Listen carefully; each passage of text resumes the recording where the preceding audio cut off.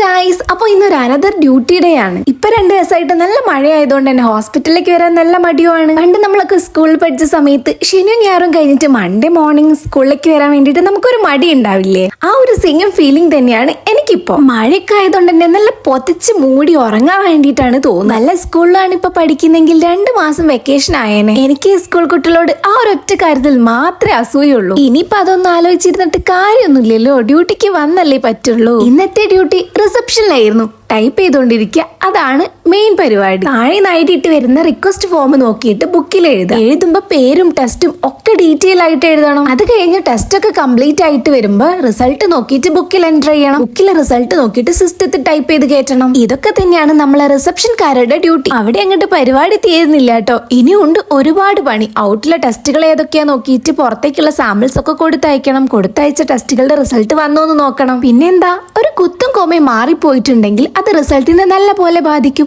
അപ്പൊ ശ്രദ്ധിച്ച് വേണം ടൈപ്പ് ചെയ്യാൻ. ഇന്നലത്തെ സാമ്പിൾസ് വെച്ച് നോക്കുമ്പോൾ ഇന്നത്ര വലിയ തിരക്കില്ലായിരുന്നു കേട്ടോ, അതുകൊണ്ട് സമാധാനപരമായി ടൈപ്പ് ചെയ്യാൻ പറ്റും. മഴയായതുകൊണ്ടാന്ന് തോന്നുന്നു നമ്മളെ പ്രാവുകുട്ടനെ ഇന്ന് കാണാനേ ഇല്ലായിരുന്നു. ഞാനൊരു 2-3 തവണ ചെക്ക് ചെയ്തെങ്കിലും അതിനവിടെ കണ്ടില്ല.